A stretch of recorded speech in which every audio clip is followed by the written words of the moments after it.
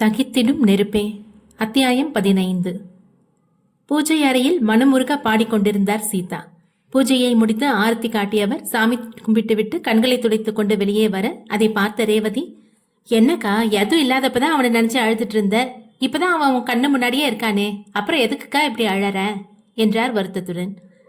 கண்ணு முன்னாடி இருந்து என்னடி பண்றது, என் கூட பேச மாட்டேங்கிறானே, பார்க்காதப்ப இருந்த வழியை விட இப்ப கண்ணு முன்னாடி இருந்தோம் யார மாதிரி நடந்துக்கிறதா இன்னும் வேதனையா இருக்கு ரேவதி. இதுக்கு செத்து போயிட்டா கூட பரவாயில்லன்னு இருக்கு என்றவர் அழ அவரை எப்படி சமாதானம் செய்வது என தெரியாமல் ரேவதி தவித்தார். மாடியிலிருந்து இறங்கி வந்த யதுவின் காதில் இது விழுந்தாலும் அவன் எதையும் கேட்காதது போல் ஹாலில் இருந்த சோஃபாவில் அமர்ந்தான். அவனை கவனித்த சீதா, எது வந்துட்டான் பாரு, போய் அவனுக்கு காஃபி போட்டு கொடு என்றார் கண்களை துடைத்துக் கொண்டு. சீதாவிடம் தலை அசைத்துவிட்டு ரேவதி செல்ல, சீதா யதுவை பார்த்துவிட்டு அங்கே செல்ல எண்ணியவர் அந்த எண்ணத்தை கைவிட்டு தனது அறைக்கு சென்றார். இதையெல்லாம் பார்த்தும் பார்க்காதது போல் அமர்ந்திருந்தான் யது. குளித்து ரெடியாகி கீழே வந்த ஆதினி யது ஹாலில் இருப்பதை பார்த்து அவனிடம் சென்றாள். குட் மார்னிங்டா, என்ன நேரமாவே எழுந்துட்ட போல என சிரித்து கொண்டே கேட்டாள். விழிப்பு வந்துருச்சு, அதான் எழுந்து கீழே வந்துட்டேன். ஏன் தூக்கம் வரல? தெரியல. நான் சொல்லட்டா? நீ எதுவும் சொல்ல வேணாம் தாயே, தயவு செஞ்சு ஆள விடு என சொல்லிக் கொண்டிருக்கும் போதே சந்தோஷம் கௌதமும் பரபரப்பாக கீழே இறங்கி வந்தனர். டைம் வேற ஆச்சு, ஃப்ளைட் வந்திருக்குமான்னு தெரியலையே என்றான் கௌதம் வாட்ச் பார்த்தபடி. வந்திருக்கொண்டா, இன்னும் கொஞ்ச நேரத்துல வந்துருவாங்க என்றான் சந்தோஷ். இல்ல, போன் பண்ணவே இல்லை அதான் என கௌதம் சொல்லிக் கொண்டிருக்கும் போதே போர்ட்டிகோவில் ஒரு கார் வந்து நின்றது. அத்தை, அவங்க வந்துட்டாங்க, ஆரத்தி கரைச்சி எடுத்துட்டு வாங்க என சொல்லிவிட்டு கௌதம் முன்னால் செல்ல சந்தோஷ் அவனை தொடர்ந்து சென்றான். யதுவின் இதயம் படபடப்பாக அடித்துக் கொண்டது. ஒரு வருடம் கழித்து பாரதியை பார்க்க போவதை நினைத்து அவனுக்கு படபடப்பாக இருந்தது. அவனின் நிலையை பார்த்த ஆதினிக்கு சிரிப்பாக வந்தது. ஹாலில் ஆதேஷ், ஆதினி, யுவி மூவரும் விளையாடி கொண்டிருக்க இவளும் சிறு பிள்ளை போல் அவர்களுடன் விளையாடினாள். சுபத்ரா ஆரத்தி தட்டுடன் வரவும் மொத்த குடும்பமும் கீழே வரவும் சரியாக இருந்தது. யாரடி வராங்க, இவ ஆரத்தி கொண்டு போறா என பர்வதம் ஈஸ்வரியின் காதில் கிசுகிசுக்க, எனக்கும் தெரியலம்மா, வா போய் பார்க்கலாம் என்று விட்டு இருவரும் சென்றனர். ஏய், நீ சொன்ன மாதிரி பாரதி கிட்ட விஷயத்த சொல்லிட்டியா என்றாள் பிரீத்தி பதட்டத்துடன். இல்ல, பாட்டிக்கு உடம்பு சரியில்லை, சீரியஸா இருக்காங்கன்னு சொல்லி அவளுக்கு சொல்லி சுபத்ரா பெரியம்மா கிட்ட சொன்னேன். அவங்களும் பாரதி வந்தா பாட்டி நல்லா ஆயிருவாங்கன்னு அவளுக்கு சொல்லியிருக்காங்க, அதனால அவ வரா. அவளே வந்து எல்லாம் தெரிஞ்சுக்கிட்டோம், அப்பதான் சூடு பிடிக்கும் என சிரித்தாள் தாரா. பெரிய ஆளுதாண்டி நீ என சிரித்தாள் பிரீத்தி. பாரதி வருவாள் என நினைத்த யது காரில் இருந்து இறங்கிய யோகியை பார்த்ததும் அதன்தான். என்ன இவன் வரான், ஒருவேளை இவனுக்கும் பாரதிக்கும் கல்யாணம் ஆயிருச்சா என நினைத்தவன் மனம் பாரமானது. யோகியை அடுத்து காவ்யா காரில் இருந்து இறங்கி வர யது நெற்றியை சுருக்கினான். காவ்யா விஷயத்த சொன்னா ரொம்ப சந்தோஷப்பா, 2 பேரா போயிட்டு 3 பேரா வந்திருக்கீங்க என்ற சுபத்ரா அவர்களுக்கு ஆரத்தி சுத்த யது புரியாமல் அவர்களை பார்த்தான். அவனை ரொம்பவும் கஷ்டப்படுத்த விரும்பாமல் காரில் இருந்து இறங்கினாள் பாரதி. அவளை பார்த்த அந்த கணத்தில் அவனது கோபம் அனைத்தும் மறைந்து போனது. அவளை அணைக்க துடித்த கரங்களை மிகவும் சிரமப்பட்டு கட்டுப்படுத்தினான். கீழே இறங்கிய பாரதி அனைவரிடமும் நலம் விசாரித்துக் கொண்டிருக்க, மம்மி என அழைத்து கொண்டு அவளது கையை பிடித்தாள் இதன்யா. அவளை அள்ளி அணைத்த பாரதி அவளது கன்னத்தில் முத்தமிட்டாள். இந்த குழந்தை யாருமா என்றார் சுபத்ரா. இவங்க எல்லாம் யாரு மம்மி என இதன்யா தன் மழலை மொழியில் கேட்க, இவங்க எல்லாம் நம்ம ரிலேட்டிவ்ஸ், உனக்கு தாத்தா, பாட்டி, அத்தை, மாமா, சித்தி, சித்தப்பா, அது மட்டும் இல்ல, உனக்கு விளையாட ஃப்ரெண்ட்ஸ் நிறைய பேர் இங்க இருக்காங்க என சிரித்தாள் பாரதி. யாருமா இந்த குழந்தை என சுபத்ரா மறுபடியும் கேட்க, என்னோட பொண்ணு பெரியமா என சொல்ல மொத்த குடும்பமும் அதிர்ந்தது. என்னம்மா சொல்ற என்றார் ரேவதி அதிர்ச்சியுடன். இதன்யா தங்கம், நீ போய் அவங்க கூட விளையாடு, மம்மி வந்துடுற என சொல்ல இதன்யா அங்கு ஓடினாள். ஹாலில் இன்னும் அதிர்ச்சி விலகாமல் அனைவரும் நின்றிருப்பதை பார்த்த பாரதி பெருமூச்சு விட்டாள். ஆமா அத்தை, தவிர்க்க முடியாத சூழ்நிலை, நான் கல்யாணம் பண்ணிக்க வேண்டிய சூழ்நிலை ஆயிடுச்சு என்றாள். என்னம்மா சொல்ற, எதுவும் புரியல என கௌதம் சொல்ல, என்ன எதுவும் கேட்காதீங்கண்ணா, எனக்கு கல்யாணம் ஆயிடுச்சு, இவ என் பொண்ணு, பாட்டி சீரியஸா இருக்காங்கன்னு சொன்னதுனால வந்தேன், இதுக்கு மேல யாராவது இதை பத்தி கேட்டா இப்பவே இங்கிருந்து கிளம்பிடுறேன் என பாரதி சொல்ல, இல்லம்மா யாரும் எதுவும் சொல்ல மாட்டோம், நீ போய் ஃப்ரெஷ் ஆயிட்டு வா என சுபத்ரா சொல்ல, யோகி காவ்யா இருவரும் முன்னால் செல்ல பாரதி அவர்களை தொடர்ந்து சென்றாள். பாரதி சொன்னதையெல்லாம் கேட்ட யது இன்னும் அதிர்ச்சி விலகாமல் நின்றிருக்க, அங்கு அவன் இருப்பதையே பார்க்காமல் இதன்யாவை அழைத்து கொண்டு மேலே சென்றாள் பாரதி. அனைவரையும் பார்த்து சுபத்ரா, நமக்கு இப்ப அத்தை குணமாகி வர்றது ரொம்ப முக்கியம், அதனால யாரும் பாரதி கிட்டயோ இல்ல யது கிட்டயோ அவங்க வாழ்க்கை சம்பந்தமா எதுவும் கேட்க வேணாம் என சொல்ல அனைவரும் தலையசைத்து விட்டு சென்றனர். பாரதியின் இந்த ட்விஸ்டை எதிர்பார்க்காத தாரா காலை உதைத்துவிட்டு கோபத்துடன் செல்ல பிரீத்தி அவளை பின்தொடர்ந்தாள். ஹாலில் யதுவும் ஆதினியும் மட்டுமே நின்றிருக்க யதுவின் தோளை ஆதரவாக பற்றினாள் ஆதினி. எனக்கு ஒன்றும் இல்லை, அதான் அவளுக்கும் எனக்கும் எந்த உறவும் இல்லைன்னு ஆயிடுச்சே. அவ யாரை கல்யாணம் பண்ணா எனக்கு என்ன என்று விட்டு தனக்கு இதனால் ஒன்றும் இல்லை என்பது போல் யது செல்ல அவனை பார்த்த ஆதினிக்கு பயமாக இருந்தது. மேலே வந்த பாரதி இதன்யாவை காவ்யாவுடன் அனுப்பிவிட்டு தனது அறைக்கு வந்தவள் கதவை லாக் செய்துவிட்டு படுக்கையில் விழுந்து அழுதாள். ஏர்போர்ட்டிலிருந்து இறங்கி வரும் வழியில் யோகி அவளிடம் யது வந்திருப்பது பற்றியும் அவனது திருமணம் பற்றியும் சொல்லியிருந்தான். யோகி சொல்ல சொல்ல யதுவின் மேல் இருந்த காதல் எல்லாம் போய் அவனின் மீது வெறுப்பும் கோபமும் மட்டுமே வந்தது. அதனால்தான் வீட்டிற்கு வந்ததும் அவனின் மேல் உள்ள கோபத்தினால் தனக்கு திருமணம் ஆகிவிட்டது எனவும் இதன்யாவை தன் மகள் எனவும் கூறினாள். கோபத்தில் சொல்லிவிட்டு வந்தாலும் அவன் இன்னொரு பெண்ணின் கணவராக அவளால் பார்க்க முடியவில்லை. மனதில் உள்ள பாரமெல்லாம் கரைந்து போகும் அளவிற்கு கழத்தறி அழுதாள். தனது அறைக்கு வந்த யது தளர்ந்து போய் பெட்டில் அமர்ந்தான். தன் கழுத்தில் இருந்த செயினை தடவியவன் அதில் போட்டிருந்த லாக்கெட்டை திறக்க அதில் அழகாக சிரித்துக் கொண்டிருந்தாள் பாரதி. உன்னை வேணாலும் விட்டுட்டு போனாலும் என் மனசுல நீ தாண்டி இருந்த. நீ எனக்காக காத்துட்டு இருப்பேன்னு மனசுல ஒரு ஓரத்துல ஒரு சின்ன நம்பிக்கை இருந்துட்டே இருந்துச்சுடி. அதை கொன்னுட்டியேடி. உன்னை காதலிச்சுட்டு ஒவ்வொரு தடவையும் உன் காதல்ல எதிர்பார்த்து ஏமாந்து போயிட்டே இருக்கேன்டி நானு என அந்த லாக்கெட்டை இறுக பிடித்து கொண்டு அழுதான். தாரா தனது அறையில் குறுக்கும் நெடுக்குமாக நடந்து கொண்டிருந்தாள். பிரீத்திக்கு அவளிடம் பேச பயமாக இருக்க அவளை பேசட்டும் என அமைதியாக அமர்ந்திருந்தாள். சிறிது நேரம் கழித்து பிரீத்தியை பார்த்த தாரா, இங்க ஒருத்தி போட்ட பிளான் பிளாப் ஆயிடுச்சு, என்ன பண்றதுன்னு தெரியாம மண்டையை பிச்சுட்டு இருக்க, நீ என்னடி என்னையே பார்த்துட்டு இருக்க என்றாள் கோபமாக. அது என அவள் தயங்க கதவை திறந்து கொண்டு உள்ளே வந்தனர் பர்வதமும் ஈஸ்வரியும். என்ன ரெண்டு பேரும் சீரியஸா பேசிட்டு இருக்க மாதிரி இருக்கு என கேட்டுக்கொண்டே அங்கிருந்த வாட்டர் பாட்டில் எடுத்து தண்ணீரை குடித்தார் பர்வதம். பிரீத்தி நடந்ததை கூற தண்ணீர் குடித்து கொண்டிருந்த பர்வதத்திற்கு புரையேறியது. அவரது தலையை தட்டிவிட்ட ஈஸ்வரி, என்னடி சொல்ற என்றார் அதிர்ச்சியுடன். ஆமாம்மா, பாரதி திரும்ப வந்துட்டா. அவ மட்டும் வரல, கூட ஒரு பிள்ளைய கூட்டிட்டு வந்து என் பொண்ணுன்னு சொல்றா என்றாள் பிரீத்தி. எனக்கு என்ன பண்றதுன்னு தெரியல பாட்டி. நான் உன்னை நினைச்சு பிளான் போட்டா அது இப்படி சொதப்பிருச்சு என்றாள் தாரா ஆற்றாமையுடன். விடு, நீ ஏன் இவ்வளோ வருத்தப்படுற என்று பர்வதம் சாதாரணமாக சொல்ல அதில் கடுப்பான தாரா, என்ன பாட்டி நீ, நானே நொந்து போயிருக்க, நீ என்னடானா என சொன்னாள். அதில்லடி, இதுவும் நல்லதுக்கு தான். எதுவோட திருட்டுத்தனத்தை கொண்டு வர பாரதி இங்க இருக்கிறதும் நல்லதுதான். நான் என்ன சொல்ல வரேன்னு உனக்கு புரியுதா என்றார் பர்வதம். சிறிது நேரம் பர்வதம் சொன்னதை பற்றி யோசித்த தாரா, யுவர் கரெக்ட் பாட்டி. பாரதி மேல இருக்க காதல் கண்டிப்பா எது பத்தின உண்மையை வெளியே கொண்டு வரும், இல்ல நாம கொண்டு வர வைக்கிறோம் என சிரிக்க பர்வதமும் சிரித்தார். தன் மனதில் உள்ள பாரம் அனைத்தும் கரைந்து போகும் வரை அழுத பாரதி பாத்ரூம் சென்று ஷவர் ஆன் செய்து அதன் அடியில் நின்றாள். தண்ணீருடன் அவளது கண்ணீரும் சேர்ந்து கரைய சிறிது நேரம் அப்படியே நின்றவள் மனம் சிறிது தெளிவடைய குளித்து ரெடியாகி வெளியே வந்தாள். சரியாக காவ்யா இதன்யாவை அழைத்து கொண்டு வெளியே வர அவர்களிடம் சென்றாள்.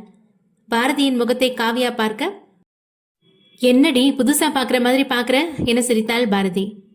எப்படி உன்னால இப்படி எதுவும் நடக்காத மாதிரி இருக்க முடியுது என்றாள் காவ்யா வியப்புடன். ஏன், என்னாச்சு? சும்மா எதுவும் புரியாத மாதிரி கேட்காத என காவ்யா சொல்ல அவள் அமைதியானாள்.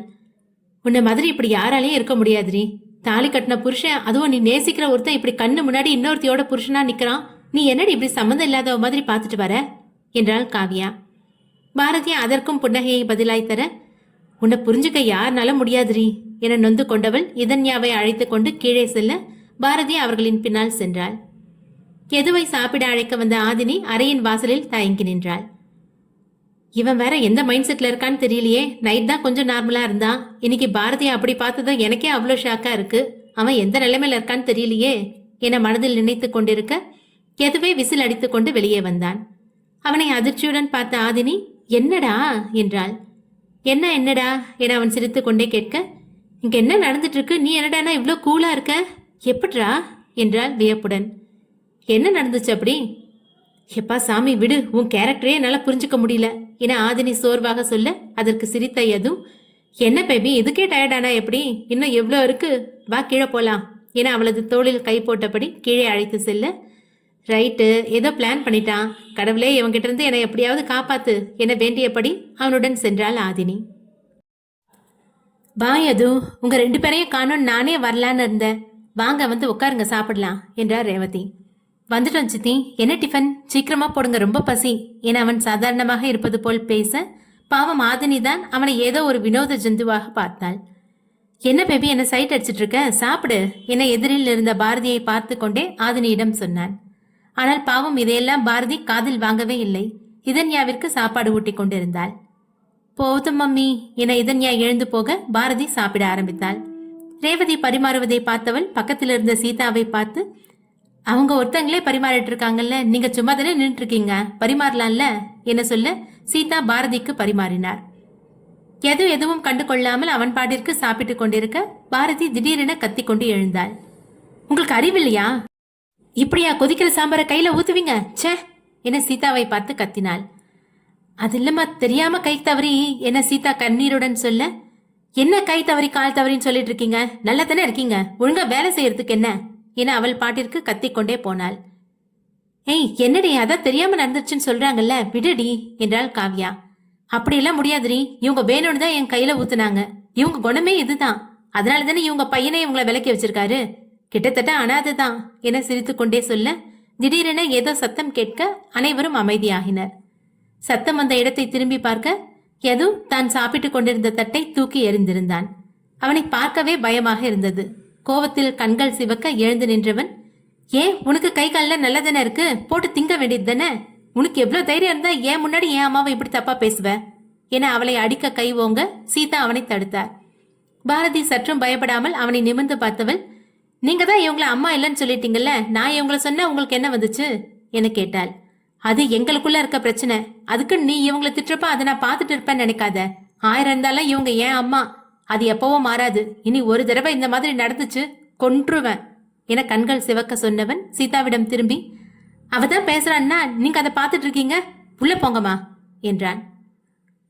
நிறைய நாட்கள் கழித்து அவனது அம்மா என்ற வார்த்தையை கேட்டவர் யது என்றார் கண்கள் கலங்க.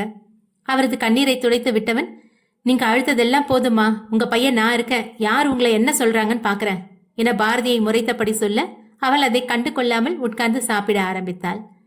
யது அங்கிருந்து கிளம்ப சீதா பாரதியிடம் வந்தார். ரொம்ப தேங்க்ஸ்மா என சீதா கண்கள் கலங்க சொல்ல அவரை புரியாமல் பார்த்தாள் பாரதி. ஆதினியும் கூட அவரை புரியாமல் பார்த்தாள். எனக்கு தெரியும்மா, நீ வேணும் தான் அப்படி பேசினன்னு, என் பையன் என்கிட்ட பேசணும் தானே நீ அப்படி நடந்துகிட்ட என்றார் சீதா. அவர் உண்மையை கண்டு கொண்டதை உணர்ந்த பாரதி, அத்தை சாரி உங்களை என அவள் தயங்க, பரவாயில்லம்மா, நீ என் பையனோட பொண்டாட்டி இல்லைனாலும் நான் உனக்கு அத்தை முறைதான், நீ எந்த தயக்கமும் இல்லாம தாராளமா அத்தைன்னு கூப்பிடலாம் என்றார் சிரித்து கொண்டே. அத்தை என அழுது கொண்டே அவரை அணைத்து கொண்டாள் பாரதி. இதையெல்லாம் பார்த்த ஆதினிக்கு யதுவை பற்றி பாரதி புரிந்து வைத்திருப்பதும் பாரதியை பற்றி சீதா புரிந்து வைத்திருப்பதையும் பார்க்க வியப்பாக இருந்தது. அப்போதுதான் ஆதினி இருப்பதை பார்த்த சீதா, அது வந்துமா நீ யது கிட்ட என அவர் தயங்க, கவலைப்படாதீங்க ஆண்டி, நான் எதுவும் சொல்ல மாட்டேன் என சிரித்தாள். சரிம்மா நீங்க இருங்க, நான் போய் சூட தோசை சுட்டுட்டு வரேன் என சீதா செல்ல ஆதினி பாரதியை பார்த்தாள்.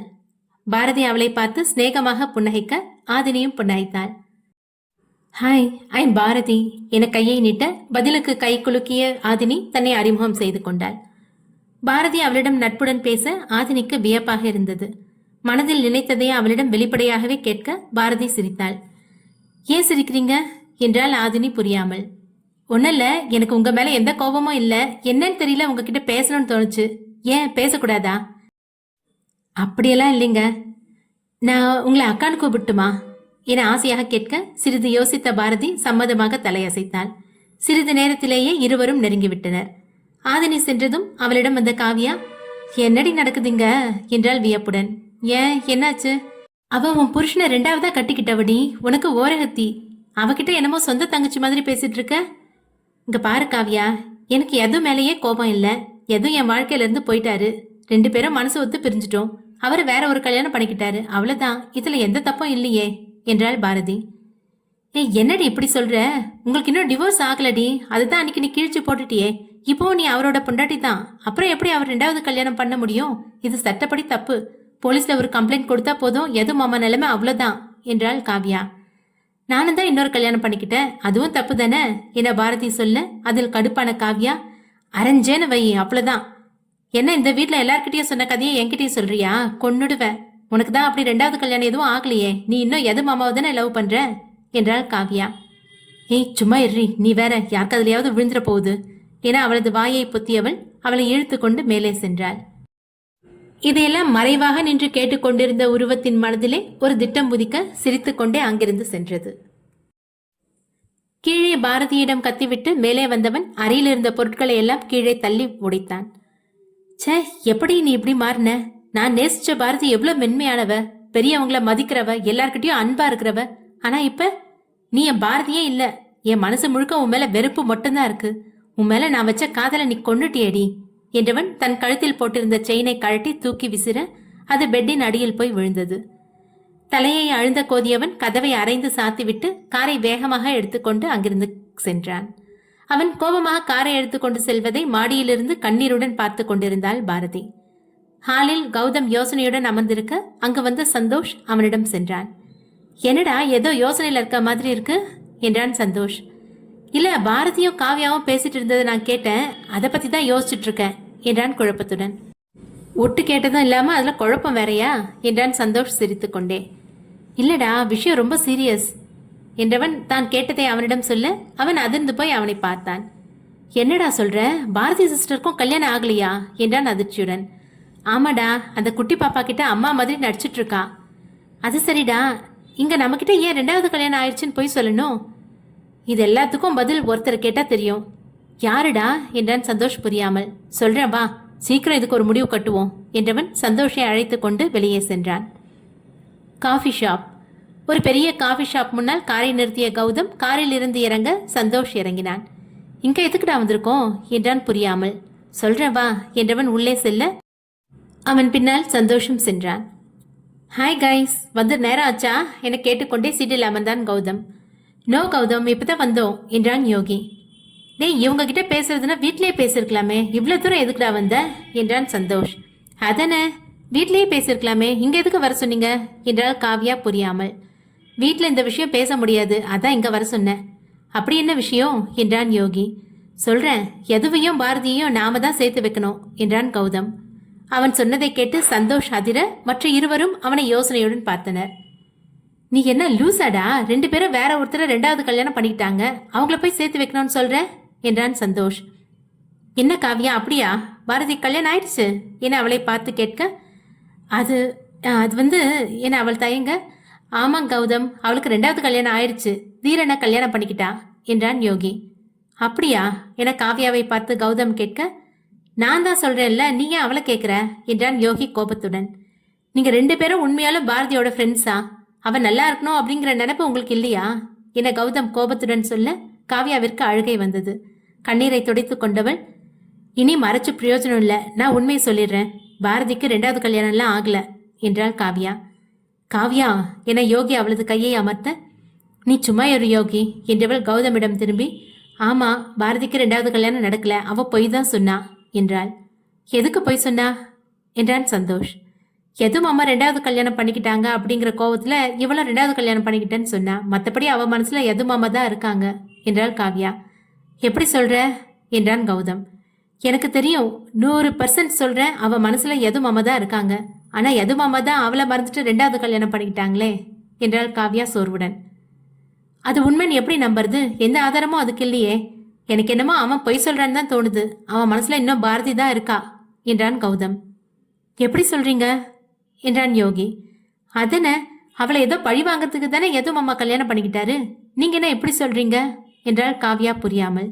அதற்கு சிரித்த கௌதம், பாரதி மேல அவனுக்கு இருக்க காதல் இப்ப நேத்து வந்ததில்ல, அவன் சின்ன வயசுல இருந்தே பாரதியை லவ் பண்றான் என்றான். என்ன நான் சொல்றீங்க? எது மாமா பாரதியை லவ் பண்றாரா என்றாள் காவ்யா அதிர்ச்சியுடன். ஆமாம்மா, அவன் பாரதி மேலதான் ஒட்டுமொத்த காதலும் வச்சிருந்தான். அவளுக்கு யாரும் இல்லைன்னு தெரிஞ்சதும் அவளுக்கு எல்லாரோட அன்பையும் அவன் ஒருத்தனே கொடுக்கணும்னு நினைச்சான். இப்படியே ஒருத்தனால காதலிக்க முடியுமான்னு நான் நினைச்சிருக்கேன் என்றான் கௌதம். என்ன நான் சொல்றீங்க? நான் பாரதி கூட தான் இருந்தேன், எனக்கு இது எதுவும் தெரியாதே என்றாள் காவ்யா. அவன் லவ் பண்ணது பாரதிக்கே தெரியாதுமா, அப்புறம் எப்படி உங்களுக்கு தெரியும் என சிரித்தான் கௌதம். அவளை நேசிச்சவரை அவளை எதுக்கு அண்ணா பழி வாங்கணும்? அவன் யோகியை லவ் பண்ணானா என்றாள் காவ்யா. இல்லம்மா, பாரதி யோகியை லவ் பண்ணது எங்க யாருக்கும் தெரியாது, தெரிஞ்சிருந்தா அவன் அப்பவே விலகி இருப்பான் என்றான் கௌதம். கொஞ்சம் புரியுற மாதிரி சொல்லுங்கண்ணா. எனக்கு தெரிஞ்சதை சொல்றேம்மா என்றவன் சொல்ல ஆரம்பித்தான். எதோ பாரதியை சின்ன வயசுல இருந்தே லவ் பண்ணான். பல வருஷம் லவ் பண்ணான். ஒன் சைடு லவ் தான். பாரதிக்கு தன்னை ஒருத்தன் இவ்வளோ லவ் பண்றான்னு கூட தெரியாது. அவனை அவ பார்த்தது கூட இல்லை. நான் எப்படி எதுக்கு க்ளோஸ் ஃப்ரெண்டோ அதே மாதிரி அவனுக்கு வாசுன்னு ஒரு ஃப்ரெண்ட் இருந்தான். என்னை விட அவன் ரொம்ப க்ளோஸ். வாசுவும் பாரதியும் ஒரே காலேஜ். வாசுவும் பாரதியை ஒன் சைடாக லவ் பண்ணான். ஆனால் எதுவுக்கு அது தெரியாது. என்ன நடந்துச்சுன்னு தெரியல. வாசு திடீர்னு சூசைட் பண்ணிக்கிட்டான். அவன் ரூமை செக் பண்ணி பார்த்தப்ப தான் அவன் பாரதியை லவ் பண்ண விஷயமே எங்களுக்கு தெரியும். அவன் ஒரு லெட்டர் எழுதி வச்சுட்டு இறந்துட்டான். அதில் அவன் பாரதியை ரொம்ப லவ் பண்ணதாகவும் அதை அவகிட்ட சொல்கிறப்ப அவள் வேற ஒருத்தனை லவ் பண்ணுறேன்னு சொல்லி அவனை அவமானப்படுத்தியதாகவும் அதுக்கு மேலே எனக்கு வாழ பிடிக்கலன்னும் எழுதி வச்சிருந்தான். இதை பார்த்ததும் தன்னோட உயிருக்கு உயிராக அந்த ஃப்ரெண்டு சாகிறதுக்கு காரணமாக இருந்த பாரதியை வெறுக்க ஆரம்பிச்சிட்டான். அவளை பழி வாங்கணும் அப்படிங்கிற எண்ணம் மட்டும்தான் அவன் மனசில் இருந்துச்சு. இது எல்லாத்துக்கும் காரணம் காதல் தான் அப்படின்னு அவன் காதலையும் வெறுக்க ஆரம்பிச்சான். அதுக்கப்புறம் அவன் பாரதியை எப்படி பழி வாங்குறதுன்னு தான் எந்த நேரமும் யோசிச்சுட்டு இருந்தான். எவ்வளோ வருஷம் ஆகியும் அவன் கோபம் குறையல. அதான் யோகியை கடத்திய வச்சுக்கிட்டு அவளை கல்யாணம் பண்ணான் என தனக்கு தெரிந்ததை சொல்லி முடித்தான் கௌதம். அவன் சொன்னதையெல்லாம் பொறுமையாக கேட்டுக்கொண்டிருந்த காவியா, என்ன நான் சொல்றீங்க, வாசு பாரதியை லவ் பண்ணானா என்றாள் அதிர்ச்சியுடன். ஆமா, நீ அவ கூட தானே இருக்க. வாசு பாரதி கிட்ட லவ் சொன்னது உனக்கு தெரியாதா என்றான் கௌதம் குழப்பத்துடன். ஐயோ இல்லைண்ணா, எனக்கு நல்லா தெரியும். இதுல ஏதோ குழப்பம் நடந்திருக்கும். இது எல்லாத்துக்கும் பின்னாடி யாரோ இருந்து கேம் ஆடி இருக்காங்க. அதுக்கு என்னன்னு கண்டுபிடிக்கணும். அப்பதான் 2 பேரையும் சேர்த்து வைக்க முடியும் என்றாள் காவியா. நீ சொல்றதும் சரிதான். வாசு சித்தா எது பாரதிய வெறுப்பா அப்படின்னு தான் இதை யாரும் செஞ்சிருக்காங்க. அது யாருன்னு கண்டுபிடிக்கணும்னா முதல்ல எதுவையும் பாரதியும் சேர்த்து வைக்கணும் என்றான் கௌதம். அது எப்படி முடியும்? அவன் தான் ஆதினியை கல்யாணம் பண்ணிக்கிட்டானே என்றான் சந்தோஷ். சிறிது நேரம் யோசித்த கௌதம், என்ன நடந்துச்சு தெரியணும்னா அவங்க 2 பேரையும் சேர்த்து வைக்கணும்னா ஒருத்தரால மட்டும்தான் முடியும் என கௌதம் விஷயத்தை சொல்ல அவனை தூக்கி சுத்தினர் சந்தோஷும் யோகியும். தோட்டத்தில் வாக்கிங் சென்று கொண்டிருந்த யது போனில் தனது PA சஞ்சீவிடம் கத்திக் கொண்டிருந்தான். நீ எல்லாம் எதுக்கு அங்க இருக்கிற? உன்கிட்ட என்ன சொல்லிட்டு வந்த? எதனால உடனே என்கிட்ட சொல்லணும்னு சொல்லியிருக்கல. இவ்வளோ பெரிய லாஸ் ஆயிருக்கு, நீ இவ்வளோ பொறுமையா வந்து சொல்லிட்டு இருக்க. ஷிட் என இவன் பாட்டிற்கு கத்த அங்கு சஞ்சீவிற்கு ரத்தம் வராத குறைதான். இப்ப இங்கிருந்து என்னால வர முடியாது. நான் என்ன பண்றதுன்னு சொல்றேன், அதையாவது ஒழுங்கா செய் என்றவன் கோபத்துடன் போனை வைத்து விட்டு திரும்பியவன் எதிரே வந்த பாரதியின் மேல் மோத கீழே விழ சென்றவளை இடுப்போடு சேர்த்து அணைத்தான். இருவரும் தங்களை மறந்து ஒருவரையொருவர் பார்த்து கொண்டு நிற்க கார் ஒன்று உள்ளே வர அந்த சத்தத்தில் இருவரும் விலகி நின்றனர். உள்ளே வந்த கார் புழுதி பறக்க ஒரு ரவுண்ட் அடித்து நின்றது. அதற்குள் வீட்டிற்குள் உள்ளே இருந்தவர்கள் வெளியே வந்து யார் என்று பார்த்தனர். காரில் இருந்து இறங்கியவனை யார் என்று தெரியாமல் ஒருவரையொருவர் பார்த்து கொள்ள டாடி என கத்திய இதன்யா ஓடி சென்று அவனது காலை கட்டிக்கொண்டாள். அவளை தூக்கி சுற்றியவன் அவளது கன்னத்தில் முத்தமிட்டு கீழே இறக்கிவிட்டான். வாங்க தீரன் என்ற பாரதி அவன் அருகில் செல்ல ஹாய் மை ஸ்வீட் ஹார்ட் என்றவன் அவளது தோளில் கை போட தன் மருண்ட விழிகளால் தீரனை அதிர்ந்து போய் பார்த்தாள். அதையெல்லாம் கண்டு கொள்ளாதவன், என்ன பேபி நீ சரியா சாப்பிடவே இல்லையா, இழைச்சு போயிட்ட மாதிரி இருக்கு என அவன் பாட்டிற்கு பேசிக்கொண்டே செல்ல அவனது இந்த மாற்றம் பாரதிக்கு குழப்பமாக இருந்தது. ஏற்கனவே கோபத்தில் இருந்த யதுவிற்கு இதையெல்லாம் பார்த்தவன் தீரனை தன் எதிரி போல் பார்த்தான். குடும்பத்தில் உள்ளவர்களை பாரதி ஒவ்வொருவராக அறிமுகம் செய்ய அனைவரிடமும் சிரித்த முகமாய் பேசிய தீரன் அனைவரின் மனதிலும் இடம் பிடித்து விட்டான். நீங்க ஃப்ரெஷ் ஆயிட்டு வாங்க மாப்பிள்ள, சாப்பிடலாம் என்ற சுபத்ரா உள்ளே செல்ல மற்ற பெண்களும் அவருக்கு உதவ உள்ளே சென்றனர். யதுவின் அருகில் சென்றவன் ஹாய் ஐ எம் தீரன், யுவ தீரன் என கைகளை நீட்ட ஐ எம் யது நந்தன் என பதிலுக்கு கை குலுக்கினான். இங்குதான் இருக்க போறேன், அப்புறம் பார்க்கலாம் என்றவன் தன் அருகில் நின்றிருந்த பாரதியின் தோளில் கை போட்டவன் லெட்ஸ் கோ பேபி என சொல்ல யதுவை ஒரு பார்வை பார்த்தவள் எதுவும் பேசாமல் அவனுடன் மேலே சென்றாள். தோளில் உரிமையாய் கை போட்டபடி தீரன் செல்வதை பார்த்த யதுவிற்கு கோபம் தலைக்கு ஏற அங்கிருந்த பூஜாடியை தூக்கி வீசிவிட்டு செல்ல அதை ரோகன் கேட்ச் பிடித்தான். என்ன மாமா இது, அண்ணா பழைய மாதிரி மாறிட்டார் போல என்றான். ஆமா மாப்ள, இவன் ஒருத்தனையே நம்மால் சமாளிக்க முடியாது. இப்ப என்னடா 6 அடியில இன்னொருத்தன் வந்து நிக்கிறான். என்ன நடந்தாலும் கடைசியில ஆள் கிடைக்கலன்னா நம்மளை தான் போட்டு அடிப்பாங்க. நாம் எதுக்கும் ஜாக்கிரதையா இருக்கணும்டா என்றான் கண்ணன். நீ சொல்றதும் சரிதான் மாமா என ரோகன் ஆமோதித்தான். மாப்ள சொல்லு மாமா, நான் ஒன்று சொன்னா செய்வியா? என்ன இப்படி கேட்டுட்ட, சொல்லு மாமா என்றான் ரோகன். ஓ அக்கா தாலியை நீதான் மாப்பிள்ள காப்பாத்தணும் என கண்ணன் அழுபவன் போல் சொல்ல அதை கேட்ட ரோகன் அட விடுமாம்மா, எவ்வளோ பார்த்துட்டோம், இதை பார்க்க மாட்டோமா என்றவன் அங்கிருந்து செல்ல பார்க்கறதுக்கு முதல்ல உயிரோட இருக்கணுமேடா, நம்ம பையன் யாருக்கும் புரிய மாட்டேங்குதே. என்னமோ ஒன்று நடக்க போகுது, ஆனால் அது எப்போ எங்க யாருக்குன்னு தான் தெரியல.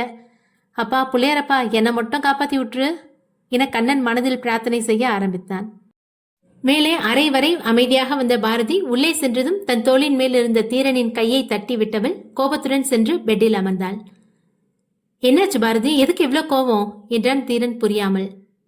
நான் ஏன் கோபப்படுறேன்னு உங்களுக்கு புரியலையா என்றாள் அதே கோபத்துடன். அட தெரியல, என்னாச்சு? வந்ததும் வராதுமா எதுக்கு இந்த கோபம்? நீதான் என்னைய கிளம்பி இங்க வர சொன்ன என்றான் தீரன். ஆமா, நான் தான் வர சொன்னேன். வந்து உங்களை யார் இப்படியெல்லாம் நடந்துக்க சொன்னது, அதுவும் அவர் முன்னாடி என்றாள் கோபத்துடன். எவர் முன்னாடி என தீரன் திருப்பி கேட்க, பாரதிக்கு என்ன சொல்வது என தெரியாமல் முழிக்க அதை பார்த்து சிரித்தான் தீரன். அது சரியா விடுங்க, எதுக்கு பேபி ஸ்வீட் ஹார்ட்லாம் சொன்னீங்க என்றாள் பாரதி. ஏன்னா நீ என் பொண்டாட்டி என தீரன் சொல்ல அவள் அதிர்ந்து போய் அவனை பார்த்தாள். என்ன சொன்னீங்க என அவள் கேட்க, நீ அப்படித்தானே இங்க எல்லார்கிட்டையும் சொல்லி வச்சிருக்க, யாருக்கும் நம்ம மேல சந்தேகம் வரக்கூடாதுல்ல, அதனாலதான் கீழே நான் அப்படி நடந்துகிட்டேன் என்றான் தீரன். இருந்தாலும் அவர் தப்பா? எவரு என கைகளை கட்டிக்கொண்டு தீரன் கேட்க, பாவம் பாரதிக்கு தான் என்ன சொல்வது என தெரியாமல் புடவையின் நுனியை பிடித்து கொண்டு தவிக்க, அவளது செய்கையை பார்த்த தீரனிற்கு சிரிப்பு வர, டேய் சிரிச்சது போதும், நீ செஞ்சதுக்கு அவ வச்சு செய்யறதுக்கு முன்னாடி எஸ்கேப் ஆயிரு என மனதில் நினைத்தவன், வெயிட் பண்ணு, நான் போய் ஃப்ரெஷ் ஆயிட்டு வரேன், 2 பேரும் சேர்ந்து சாப்பிடலாம் என்றவன் அவளது பதிலை எதிர்பார்க்காமல் டவலை எடுத்துக்கொண்டு குளியல் அறைக்குள் செல்ல, பாவம் பாரதி தான் அவனது மாற்றத்திற்கான காரணம் புரியாமல் குழம்பி நின்றாள். குளித்து ஃப்ரெஷ் ஆகி தீரன் வெளியே வர பாரதி இன்னும் அதே நிலையில் அமர்ந்திருந்தாள். அவளை ஒரு பார்வை பார்த்தவன் விசில் அடித்துக்கொண்டே கண்ணாடி முன் நின்றவன் அலைக்கற்றையாய் பறந்த தலைமுடியை சீவினான். கண்ணாடியின் வழியாக பாரதியை பார்த்தவன், ஹலோ, இன்னும் எவ்வளவு நேரம் எப்படியே உட்கார்ந்திருக்க போறீங்க என்றான். கண்ணாடியில் தெரிந்த அவனது பிம்பத்தை அவள் முறைக்க அதை பார்த்த தீரன் சிரித்துக் கொண்டே திரும்பினான். இப்ப எதுக்கு இந்த முறைப்பு, என் மேல எதுக்கு உங்களுக்கு கோபம் என்றான் எதுவும் தெரியாத பிள்ளை போல். ஒன்னும் இல்ல, வாங்க போலாம் என அவள் முன்னால் செல்ல தீரன் சிரித்துக்கொண்டே அவள் பின்னால் சென்றான். ஆதினி பரபரப்பாக யதுவை தேடிக்கொண்டு அவனது அறைக்கு வந்தாள். போன் பேசிக் கொண்டிருந்த யது அவளது பதட்டத்தை பார்த்தவன் போனை கட் செய்துவிட்டு அவளின் அருகில் சென்றான். என்னாச்சுடி, எதுக்கு இவ்வளவு பதட்டமா வர? யது என அவள் மூச்சு வாங்க, ஹே வெயிட் என்றவன் டேபிள் மேல் இருந்த வாட்டர் பாட்டிலை அவளிடம் நீட்டியவன், முதல்ல இதை குடி அப்புறம் பேசு என சொல்ல அதை வாங்கி பாட்டிலில் இருந்த தண்ணீர் முழுவதையும் குடித்து முடித்துவிட்டு நிமிர்ந்து அவனை பார்த்தாள். இப்ப சொல்லு, என்ன விஷயம்? ராகேஷ் இங்க வரானாமாண்டா. சரி வரட்டும், உன்னை பார்க்காம தான் அவனால் இருக்க முடியாதே, இவ்வளோ நாள் உன்னை விட்டுட்டு இருந்ததே அதிசயம்தான் என எது சிரிக்க ஆதினி அவனை முறைத்தாள். என்னடி முறைக்கிற? நானே பயந்து போய் வந்து உங்ககிட்ட சொல்ல ஓடி வரேன், நீ என்னடானா இவ்வளோ கூலா இருக்க? இதுல பயப்பட என்னடி இருக்கு? உன் லவர் உன்னை பார்க்க வரான், இதுல என்ன இருக்கு? டேய் முண்டோ, இங்க நான் உன் பொண்டாட்டியா நடிச்சிட்டு இருக்க விஷயம் அவனுக்கு தெரிஞ்சது அவ்வளோதான்டா என ஆதினி சொல்ல, அப்போதுதான் அவனுக்கு அவர்கள் கணவன் மனைவியாய் அந்த வீட்டில் நடித்து கொண்டிருப்பது ஞாபகம் வர அதிர்ந்து போய் அவளை பார்த்தான். அட ஆமல்ல, அதை நான் யோசிக்கவே இல்லடி என்றான் யது. இப்ப என்னடா பண்றது? என்ன பண்ண முடியும், சமாளிச்சுதான் ஆகணும், வேற வழி இல்ல. ஆனா ஒண்ணு, என்ன நடந்தாலும் நமக்கு கல்யாணம் ஆகல அப்படின்ற விஷயம் இங்க யாருக்கும் தெரியக்கூடாது என யது உறுதியாய் சொல்ல, டேய் நீ உன் பிரச்சனையிலேயே இருக்காதுடா, என் நிலைமையை கொஞ்சம் யோசிடா. உன் நிலைமைக்கு என்ன? ஆமா இரு, நீ என்ன அவனுக்கெல்லாம் பயப்படுற என யது வேந்து போய் கேட்க, பயமா? எனக்கா? நான் எதுக்கு பயப்படணும்? நாம நடிக்கிறது அவனுக்கு தெரிஞ்சா என்ன பண்றதுன்னு தானே பயந்த. அதெல்லாம் இல்லையே, அப்புறம் எதுக்குடி அவ்வளோ பார்த்துட்டுமா ஓடி வந்த என்றான் புரியாமல். நான் இங்க உன் பொண்டாட்டியே நடிச்சிட்டு இருக்கிறது தெரிஞ்சா அவன் அதிர்ச்சியில செத்தாலும் செத்துருவான்டா, அதான் சொல்ல வந்தேன் என்றாள் ஆதினி. அதானே பார்த்தேன், நீ எங்க அவனுக்கு பயப்பட போற? ஒரு நிமிஷம் தப்பா நினைச்சிட்டேன். சரி விடு, இப்ப என்னடா பண்றது? அவன் இங்க வரவேணான்னு சொல்லுடி. டே அவன் ஆல்ரெடி கிளம்பிட்டான்டா, கிளம்பி ஏர்போர்ட் வந்துட்டு தான் எனக்கு ஃபோன் பண்ணியிருக்கான். எதுக்கு அவன் இப்படி சொல்லாம கொள்ளாம திடீர்னு கிளம்பி வரான் என்றான் எது புரியாமல். அதான் தெரியல, நேற்று நைட் பேசினப்ப கூட அவன் இதை பத்தி சொல்லல. அவன் திடீர்னு கிளம்பி வர்றது எனக்கு என்னமோ சந்தேகமா இருக்கு. சரி விடு, பாத்துக்கலாம் வா என்ற எது ஆதினியை அழைத்து கொண்டு சாப்பிட கீழே இறங்கினான். தீரனும் பாரதியும் அருகருகே அமர்ந்திருக்க மாடியிலிருந்து இறங்கி வரும்போதே அதை கவனித்த யது தன் கரங்களை ஆதினியின் கரங்களோடு கோர்த்து கொள்ள ஆதினி நிமிர்ந்து அவனை பார்க்க யது சிரித்தான். கடவுளே, இருக்கிற பிரச்சனையில எவன் வேற மனதில் நொந்து கொண்டவள் வெளியே சிரிக்க எதுவும் சிரித்துக்கொண்டே அவளது தோளில் கை போட்டவன், போலாமா பேபி என சொல்ல அவள் சரி என தலையாட்ட இருவரும் கீழே இறங்கி வந்தனர். யது ஆதினியின் தோளில் கை போட்டு கொண்டு இறங்கி வருவதை பார்த்த பாரதியின் கண்கள் கலங்க தலையை குனிந்து கொண்டு சாப்பிடுவதைப் போல் நடித்தாள். பரிமாறிக்கொண்டிருந்த சீதா யதுவை பார்த்தவர், வாடா கண்ணா, இன்னைக்கு உனக்கு பிடிச்சதெல்லாம் செஞ்சிருக்கேன், வந்து சாப்பிடுங்க 2 பேரும். பாரதிக்கு எதிராக யது அமர அவன் அருகில் ஆதினி அமர்ந்தாள். மற்றவர்கள் ஒவ்வொருவராக சாப்பிட வர சுபத்ராவும் சீதாவும் அனைவருக்கும் பரிமாறினார். சாப்பிடும்போது தீரன் சும்மா இருக்காமல், பேபி என்ன இன்னும் சாப்பிடாம இருக்க என அவளுக்கு ஊட்ட போக பாரதி அதை வாங்கி கொண்டாள். கௌதம் ஜாடை காட்ட சந்தோஷ் யதுவை பார்த்தான். யது கோபத்தை கட்டுப்படுத்தி கொண்டிருப்பது புரிய இருவரும் சிரித்து கொண்டனர். தீரன் மறுபடியும் ஊட்டப் போக, இல்லைங்க போதும் என பாரதி மறுக்க தீரன் விடாமல் அவளுக்கு ஊட்ட ஒரு கட்டத்திற்கு மேல் பாரதி இரும்பினாள். தீரன் அவளுக்கு தண்ணீர் எடுத்து கொடுக்க அதை கொடுத்தும் அவளுக்கு இருமல் நிற்காமல் இருக்க, அறிவில்லை உனக்கு, அவன் தான் கொடுக்குறானா நீ அதை சாப்பிடுவியா, உனக்கு தான் கிரீன் சில்லி உடம்பு கொத்துக்காதில்ல என யது திடீரென எழுந்து பாரதியை பார்த்து கத்த, அவனது கோபத்தை பார்த்த அனைவரும் என்ன நடக்குமோ என பயந்து போய் அவர்களை பார்த்தனர். தீரனையும் பாரதியையும் முறைத்தவன் ஏதோ சொல்ல வர அதற்குள் ஆதினி அவனது கைகளை பிடிக்க தனது கோபத்தை கட்டுப்படுத்தியவன் எதுவும் பேசாமல் அங்கிருந்து சென்றான். எது சென்றதும் அனைவரும் கலைந்து செல்ல பாரதி மட்டும் அப்படியே நின்று கொண்டிருந்தாள். ஐ எம் சாரி, உனக்கு அது ஒத்துக்காதுன்னு எனக்கு தெரியாது, ரியலி சாரி என தீரன் வருத்தத்துடன் சொல்ல, பரவாயில்ல விடுங்க, நீங்க ஃபீல் பண்ண வேண்டாம் என்றவள் அங்கிருந்து நகர தீரன் சிரித்து கொண்டே சென்றான். தீரனிடம் சொல்லிவிட்டு வந்தவள் நேராக யதுவின் அறைக்கு சென்றாள்.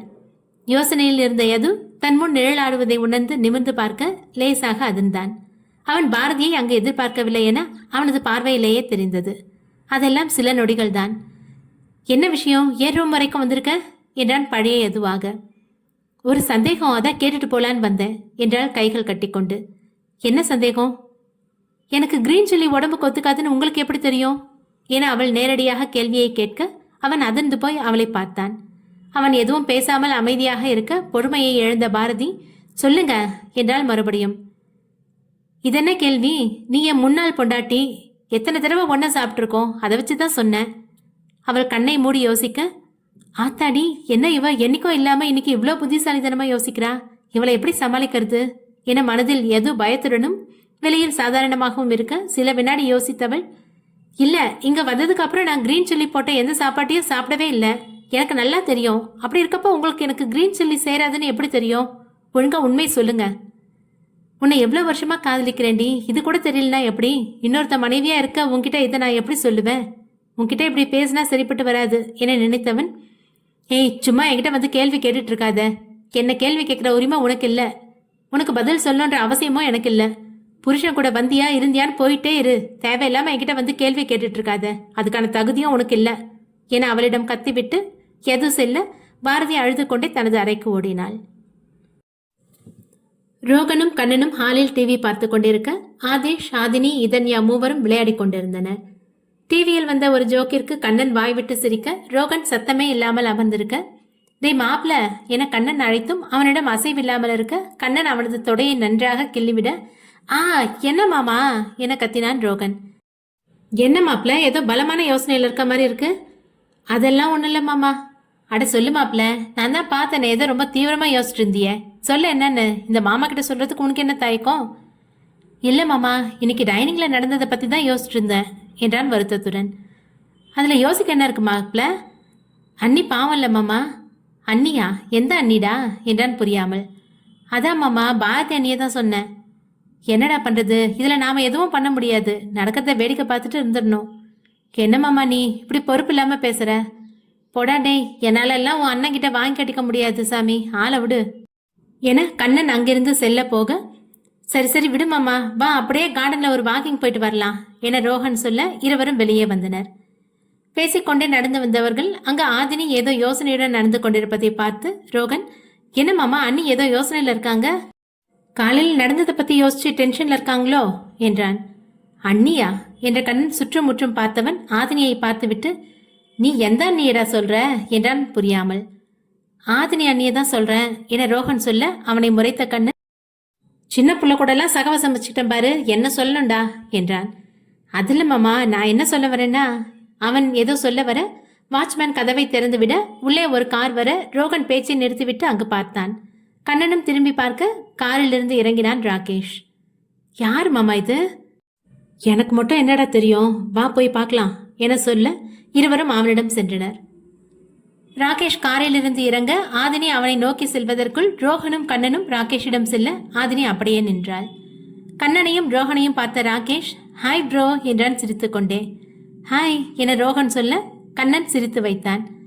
ஐ எம் ராகேஷ் என கைகளை நீட்ட, ஐ எம் ரோகன், இவர் என் மாமா கண்ணன். தம்பி, நீங்க யாருன்னு சொல்லவே இல்லை என்றான் கண்ணன். எது வீடு தானே இது? ஆமா, எங்க அண்ணன் தான் அவரு. நீங்க அவரை பார்க்க வந்தீங்களா என ரோகன் சொல்ல, அதை மறுத்து தலையசைத்த ராகேஷ், நோ ப்ரோ, நான் ஆதினியை பார்க்க வந்தேன் என்றான். ஓ அண்ணியா என ரோகன் சிரிக்க, என்னது அண்ணியா என ராகேஷ் அதிர, ஆதினி, கடவுளே என காப்பாத்து என வேண்டியவள் இனி என்ன ஆகுமோ என பயந்து பார்த்தாள். நீங்க ஏன் இவ்வளோ ஷாக் ஆகுறீங்க என்றான் ரோகன். நீங்க அண்ணின் யார சொன்னீங்க என மறுபடியும் கேட்க, அதற்குள் அங்க வந்து ஆதினி, ஹாய் ராகேஷ் என்றாள். ஹாய் டார்லிங் என்றவன் அவளை பார்த்த சந்தோஷத்தில் ரோகன் சொன்னதை மறந்து போனவன் ஆதினியையே பார்த்து கொண்டு நின்றிருக்க, அதை கண்ட கண்ணன், டே என்னடா இவன் பட்டிக்காட்டான் பஞ்சு மிட்டாயை பார்க்குற மாதிரி பார்த்துட்டு நிற்கிறான் என்றான் மெதுவாக. தெரியலையே மாமா என்றவன், இவர் உங்களுக்கு தெரிஞ்சவங்களா அண்ணி என கேட்டான். ஆதினி ராகேஷை பார்க்க, அவனும் அவர்கள் பேசுவது எதையும் காதில் வாங்காமல் அவளையே பார்த்து கொண்டு நின்றிருந்தான். ஆமா யோகன், எதோட பிசினஸ் ஃப்ரெண்டு, இங்க பிசினஸ் விஷயமா வந்திருக்காரு. சரி, நான் இவரை உள்ள கூட்டிட்டு போறேன் என்றவள் அவர்கள் அடுத்து எதுவும் கேட்பதற்குள் ராகேஷை அங்கிருந்து அழைத்து சென்றாள். என்ன மாமா இது, பேசிட்டு இருக்கும்போது இப்படி அவசரமா கூட்டிட்டு போறாங்க என்றான் ரோகன். அதுதான் மாப்பிள்ள நானும் யோசிக்கிறேன். புது புது கேரக்டர்ஸ் நிறைய நம்ம வீட்டுக்கு திடீர்னு வராங்க. எனக்கு சந்தேகமா இருக்கு, இதுல என்னமோ ஒண்ணு இருக்கு மாப்பிள்ள. அது என்னன்னு முதல்ல கண்டுபிடிக்கணும் என்றான் கண்ணன். கரெக்ட் மாமா, முதல்ல வாங்க உள்ள போய் என்னன்னு பார்க்கலாம் என ரோகன் சொல்ல இருவரும் உள்ளே சென்றனர். ராகேஷை உள்ளே அழைத்து சென்ற ஆதினி யாரும் பார்ப்பதற்குள் தனது அறைக்கு போய்விடலாம் என நினைத்திருக்க, அங்கு வந்த பர்வதம், யாருமா இது என்றார் ராகேஷை பார்த்து கொண்டே. என் ஃப்ரெண்ட் என ஆதினி சொல்ல, ஓ என இழுத்த பர்வதம் அப்பொழுதுதான் ஆதினி ராகேஷ் கையை பிடித்து கொண்டு நிற்பதை பார்த்தவர் அவளை சந்தேகத்துடன் பார்க்க பிடித்திருந்த அவனது கையை விட்டாள். உன் மூஞ்சியே சரியில்லை, ஏதோ திருட்டுத்தனம் பண்ற மாதிரியே இருக்கு என்றார் பர்வதம் சந்தேகமாய். அதெல்லாம் ஏதோ இல்ல ஆண்டி என்றவள் ராகேஷிடம் ஜாடை காட்டிவிட்டு மேலே செல்ல அவளின் பின்னால் சென்றான் ராகேஷ். ஏதோ தப்பா இருக்கு, இதை முதல்ல தாரா கிட்ட சொல்லணும் என நினைத்த பர்வதம் தாராவிற்கு கால் செய்து விஷயத்தை அவளிடம் சொல்லிவிட்டு வைத்தவர், அப்பாடா இப்பதான் நிம்மதியா இருக்கு என நிம்மதி பெருமூச்சு விட்டார். மேலே அறைக்கு சென்றதும் ராகேஷை உள்ளே தள்ளிய ஆதினி யாராவது பார்க்கிறார்களா என சுற்றியும் பார்த்தவள் யாரும் பார்க்கவில்லை என்பதை உறுதி செய்து கொண்டு கதவை மூடி லாக் செய்ய ராகேஷ் அவளை புரியாமல் பார்த்தான். இப்ப எதுக்கு டார்லிங் கதவை லாக் பண்ற, அதுவும் பகல்ல, இதெல்லாம் தப்பு தப்பு தப்பு என ராகேஷ் சொல்ல, அடிங்க என்றவள் அவனின் தலையில் விடாமல் கொட்ட ஒரு கட்டத்திற்கு மேல் வலி பொறுக்க முடியாமல் அவளின் கையை தடுத்தவன், ராட்சசி ஏன்டி இப்படி கொட்டுற, உன்னை பார்க்க எவ்வளவு ஆசையா வந்த தெரியுமா, ராட்சசி ராட்சசி என ராகேஷ் சொல்ல, ஏற்கனவே கோபத்தில் இருந்தவள் அவன் ராட்சசி என்றதும் கோபம் இன்னும் அதிகமாக இன்னும் வேகமாக அவன் தலையில் கொட்ட, வெளியே சென்ற யது அப்போது உள்ளே வர ஆதினியிடமிருந்து தப்பித்தவன் யதுவின் பின்னால் சென்று நின்று கொண்டான். யது ப்ளீஸ் என்னை எப்படியாவது இந்த ராட்சசி கிட்ட இருந்து காப்பாத்து என சொல்ல, என்னடா சொன்ன என்று ஆதினி அவனை மறுபடியும் அடிக்கப் போக பாவம் யதுதான் இருவருக்கும் இடையிலும் மாட்டிக்கொண்டு தவித்தான். கைஸ் போதும், என்னது சின்ன பிள்ளை மாதிரி என்றான் யது. அதை அவன்கிட்ட சொல்லு, சொல்லாம வந்ததெல்லாம என்ன ராட்சசின் வேற சொல்றான் என்றாள் ஆதினி. ஏன் நான் இப்ப இங்க வந்ததுனால என்ன என ராகேஷ் கேட்க அவனிடம் திரும்பிய யது, ஒரு பிரச்சனையும் இல்ல, அவ ஏதோ டென்ஷன்ல பேசிட்டா, நீ போய் ஃப்ரெஷ் ஆயிட்டு வா சாப்பிடலாம் என்றான். நீ சொன்னதுனால போற என்று விட்டு அவன் செல்ல யது ஆதினியை பார்த்தான். நீ ஏண்டா என்ன பாக்குற என்றாள் ஆதினி. உனக்கு கொஞ்சமாவது அறிவுன்னு ஏதாவது இருக்காடி? டேய் வானா, ஏற்கனவே செம காண்டுல இருக்க, நீயும் டென்ஷன் பண்ணாத என்றாள் கோபத்துடன். பின்ன என்னடி, அவனுக்கு சந்தேகம் வரலனா கூட நீ வர வச்சிருவ போல. அவன்தான் வந்ததும் வம்புக்கு இழுத்தான், அதான் சாரி என்றாள் கோபம் தணிந்தவளாய். சரி விடு, இனி கொஞ்சம் கேர்ஃபுல்லா இரு, அவனை எப்படிடா சமாளிக்கிறது என்றாள் வருத்தத்துடன். வேற வழி இல்ல, அவன்கிட்ட பொறுமையா நடந்ததை சொல்லணும் என யது சொல்ல அவள் அதிர்ந்து போய் அவனை பார்த்தாள். டேய் தெரிஞ்சுதான் பேசுறியா? ஆமா, இல்லைன்னா பிரச்சனை ஆயிரும், அவன்கிட்ட பேசி புரிய வைக்கணும். என்னன்னாலும் நாம டிராமாவை கண்டினியூ பண்ணணும். இந்த யது எப்பவும் யார்கிட்டையும் தோத்து போக மாட்டான். நீ அவனை நாளைக்கு நான் சொல்ற இடத்துக்கு வர சொல்லு, நான் பாத்துக்கிறேன் என்றவன் இடத்தை சொல்லி விட்டு செல்ல ஆதினி சோர்ந்து போய் பெட்டில் விழுந்தாள். நாளைக்கு என்ன நடக்கும்னு தெரியல, ஆனா ஏதோ ஒன்று நடக்க போகுதுன்னு மட்டும் தெரியுது. இவனுக்கு 2 பேர்கிட்ட இருந்து என்ன மட்டும் எப்படியாவது காப்பாத்துங்க கடவுள்களே என வழக்கம் போல் கடவுளிடம் வேண்டுகோள் வைத்தாள் ஆதினி. பாரதி அறையில் முடங்கி கிடக்க அவளை தேடி வந்த தீரன், என்னாச்சு Bharathi, now are you alright என கேட்டான். பெட்டில் இருந்து எழுந்து அமர்ந்தவள், பரவாயில்ல சார், நான் நல்லா இருக்கேன் என்றாள் சோர்வாக. என்ன நீ எப்பவும் சந்தோஷமா துருத்துருன்னு இருப்ப, இப்ப இப்படி இருக்க, இப்படி பார்க்க நல்லாவே இல்லை என்றான் தீரன். தீரன் தன்னை ஒருமையில் அழைப்பதை அப்பொழுதுதான் கவனித்த பாரதி அவனை கேள்வியுடன் பார்க்க அவளின் பார்வையின் அர்த்தத்தை புரிந்து கொண்டவன், அது தப்பா எடுத்துக்காதீங்க, நம்ம ஹஸ்பண்ட் அண்ட் ஒய்ஃப்னு நீங்க சொல்லியிருக்கீங்க, அவங்களுக்கு டவுட் வந்துடக்கூடாதுல்ல, அதனால தான் என்றான் தீரன். அவன் சொல்வதும் சரிதான் என்பதை உணர்ந்த பாரதி அமைதியாக இருக்க அவளை பார்த்து கொண்டிருந்த தீரன் திடீரென, நீயும் என்ன பேர் சொல்லி கூப்பிடலாமே, எதுக்கு சார் மோர்னு கூப்பிடுற என அவன் சொல்ல இதை எதிர்பார்க்காதவள் அருந்து போய் அவனை பார்த்தாள். ஹலோ, நான் இப்ப என்ன கேட்டுட்டேன்னு இப்படி முழிக்கிற? இல்ல, நான் எப்பவும் போல சார்னே கூப்பிட்டுக்கிறேன் என்றாள் பாரதி. நீ அப்படி கூப்பிட்டனா இங்க எல்லாருக்கும் டவுட் வராதா என அவன் பாயிண்டை பிடிக்க அவன் சொல்வதில் இருந்த நியாயத்தை உணர்ந்தவள் சரி என தலையசைத்து விட்டு அங்கிருந்து செல்ல, ஒரு நிமிஷம் என தீரன் கூப்பிட நின்றவள், சொல்லுங்க என்றாள். நாளைக்கு ஃப்ரீயா? ஏன் கேக்குறீங்க? இல்ல, எங்கேயாவது வெளியில போயிட்டு வரலாமான்னு என தீரன் சொல்ல பாரதி அவனை சந்தேகமாய் பார்த்தாள். அவள் சந்தேகமாய் பார்ப்பதை உணர்ந்தவன், அது இதன்யா தான் வெளியில எங்கேயாவது போலாமான்னு கேட்டா, அதான் போலாமா என தீரன் சமாளிக்க, சரி போலாம். ஓகே சூப்பர், இங்க பக்கத்துல எக்ஸிபிஷன் போட்டிருக்காங்க, நாளைக்கு அங்க போயிட்டு வரலாமா என அவன் கேட்க, இதன்யா அவ கேளுங்க, அவ எங்க போலான்னு சொல்றாள், அங்க போலாம் என்று விட்டு அங்கிருந்து சென்றாள் பாரதி. இதன்யாவதன கேட்டுருவோம் என சிரித்தான் தீரன். தன் ரூமில் தூக்கம் வராமல் நடந்து கொண்டிருந்தான் யது. தந்தையிடம் போன் பேசி விட்டு வந்த ஆதினி யது இன்னும் தூங்காமல் இருப்பதை பார்த்தவள், ஹேய், நீ இன்னும் தூங்கலையா என்றாள். இல்ல, தூக்கம் வரல. சரி ஓகே என்றவள் அவள் பாட்டிற்கு சென்று தூங்க போக அதை பார்த்தவன், ஏய் என்னடி இங்க ஒருத்தன் தூக்கம் வரலன்னு சொல்றான், நீ உன் பாட்டுக்கு சரி ஓகேன்னு போற, என்ன எதுன்னு கேட்க மாட்டியாடி என்றான். படுக்கை விரிப்பை மாத்தி கொண்டிருந்தவள், எதுக்கு சாமி வம்பு, நான் கேட்டா மட்டும் நீ சொல்லிடுவா போற, எதுக்கு டைம் வேஸ்ட் பண்ணிக்கிட்டு, இன்னைக்கு அந்த குரங்கிட்ட சண்டை போட்டு ஆல்ரெடி ஐ எம் டயர்ட், உங்ககிட்ட ஆர்கியூ பண்ற நிலைமையில் நான் இல்ல, ஆளை விட்டுடு சாமி என்றவள் படுக்க அவள் சொன்னதை கேட்டு சிரித்தவன், அது சரி, நீ இங்க ஏன் ரூம்ல இருக்கிறது உன் ஆளுக்கு தெரியுமா என்றான். தெரியாது, அவன் தூங்குனதுக்கு அப்புறம் வரலான்னு தான் இவ்வளோ நேரம் மாடியில் இருந்துட்டு வந்தேன் என்றாள் ஆதினி. என்னால் உனக்கு ரொம்ப கஷ்டம் இல்லை, ஐ எம் சாரிடி என அவன் குற்ற உணர்வுடன் சொல்ல, லூசு, அதெல்லாம் ஒன்றும் இல்லை, எனக்கு ஒன்றுனா நீ செய்ய மாட்டியா, நமக்குள்ள என்ன விடு என சிரித்தாள் ஆதினி. உனக்கு ஒன்று தெரியுமா ஆதினி, நான் நேசிச்சவ இப்போ என் கூட இல்லை, என் காதல்ல அவ புரிஞ்சுக்கவே இல்லை, அதே மாதிரி தான் என் குடும்பமும் என்னை புரிஞ்சுக்காம என்னை கஷ்டப்படுத்தினாங்க. ஆனால் நான் ரொம்ப லக்கிடி நீ என் ஃப்ரெண்டாக கிடைச்சதுக்கு என அவன் உணர்ச்சி வசப்பட, டேய் போதும், இவ்வளோ சீரியஸாக பேசி என்ன அம்போடு விட்டுறாத, நாளைக்கு நீயே அவன்கிட்ட விஷயத்த சொல்லி புரியவை, இல்லைன்னா பாவம் அவன் அவ்வளோதான் என்றாள் ஆதினி. மேடம், உங்கள் லவர் மேலே அவ்வளோ அக்கறையா, இவ்வளோ லவ் வச்சுக்கிட்டு அவனை ஏன் அலைய விடுற, லவ்வை சொல்லிட்டு ஜாலியாக என்ஜாய் பண்ணலாம்ல என ஏதோ அறிவுரை கூற, பசங்களை பின்னாடி சுத்த விடுறதுல இருக்க ஜாலி வேற எதுலேயும் இல்லை, எனக்கு இதுதான் பிடிச்சிருக்கு, இது போர் அடிக்கிறப்ப அவன் லவ் அக்செப்ட் பண்ணிக்கிட்டு ஜாலியாக ஊர் சுத்த வேண்டியதுதான் என சிரித்தாள் ஆதினி. அவளது வெகுளியான பேச்சை கேட்டு சிரித்தவன், சரி ஓகே, நாளைக்கு காஃபி ஷாப்புக்கு வர சொல்லிரு, பேசிக்கலாம், இப்போ தூங்கு, குட் நைட் என்றான். நீ தூங்கலையா? தூங்குறேன் என்றவன் பெட்ஷீட் எடுத்துக்கொண்டு எப்பவும் போல் சோஃபாவில் சென்று படுக்க, குட் நைட் என்ற ஆதினி படுத்த கொஞ்ச நேரத்தில் தூங்கிவிட எது எப்பவும் போல் தூக்கம் வராமல் பாரதியின் எண்ணத்தில் மூழ்கியவன் அவனை அறியாமல் அப்படியே தூங்கி போனான். மறுநாள் காலை ரோகன் தனது அறையில் அவசரமாக கிளம்பிக் கொண்டிருக்க அவனை தேடிக்கொண்டு வந்தாள் மகா. என்னடி ஏன் ரூம் பக்கம்லாம் வர என கண்ணாடியில் தலை சீவிக்கொண்டே ரோகன் கேட்க, ஏன் நான் வரக்கூடாதா என்றாள் மகா. நான் அப்படிலாம் சொல்லல, சரி சொல்லி என்ன விஷயம்? ஏன் விஷயம் இருந்தால் தான் ஒரு ரூமுக்கு வரணுமா? நீ என்கிட்ட ஏதாவது காரியம் ஆகணும்னு வருவ, அதனால தான் கேட்டேன், சுற்றி வளைக்காம விஷயத்துக்கு வா. போடா என்றவள் செல்ல, ஏய் ரொம்ப சீன் போடாத, என்ன விஷயம் சொல்லு. எக்ஸிபிஷன் போட்டிருக்காங்கல்ல, போயிட்டு வரலாமா என்றால் சிறு பிள்ளை போல் உற்சாகமாய். நீ என்ன இன்னும் சின்ன பிள்ளையா, அப்படியே போகணுன்னாலும் உன் ஆத்துக்காரரை கூட்டிட்டு போக வேண்டியது தானே?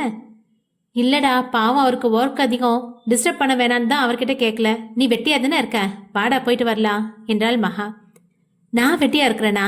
நான் ரொம்ப பிஸி, எனக்கு ஒரு முக்கியமான வேலை இருக்கு, போடி என்று விட்டு ரோகன் அங்கிருந்து செல்ல மகா சோகமாய் வெளியே வர அந்த வழியாக வந்த கௌதம், என்னாச்சு, ஏன் டல்லா இருக்க என்றான் அக்கறையாய். அது வந்து சொல்லு என்றான் சிரித்துக்கொண்டே. எக்ஸிபிஷன் போட்டிருக்காங்க, ரோஹன் கிட்ட போலாமான்னு கேட்டேன், அவன் என்ன சொன்னான்? அவனுக்கு வேலை இருக்குன்னு போயிட்டான் என்றால் சோகமாக. ஓ சரி, உனக்கு போனோன்னு இருந்தால் என்கிட்ட சொல்ல வேண்டியது தானே, அவன்கிட்ட எது கேட்ட? அது நீங்கள் ஒர்க்கில் பிஸியாக இருந்தீங்க, அதான். அது பரவாயில்ல, நான் கம்பெனிக்கும் போனதும் வந்துடுறேன், நீ ரெடியாகு போகலாம் என்றான் கௌதம். அதை கேட்டு உற்சாகமானவள், நிஜமா போலாமா? தேங்க்ஸுங்க, இவையையும் கூட்டிகிட்டு போகலாமா என அவள் ஆர்வமுடன் கேட்க, சரி போகலாம், அம்மாவும் பொண்ணும் சீக்கிரம் ரெடியாக இருங்க என சொல்ல அவள் தலையசைத்து விட்டு ஓடினாள். மகாவிடமிருந்து தப்பித்து கீழே வந்த ரோஹன் கண்ணனிடம் மாட்டிக்கொண்டான்.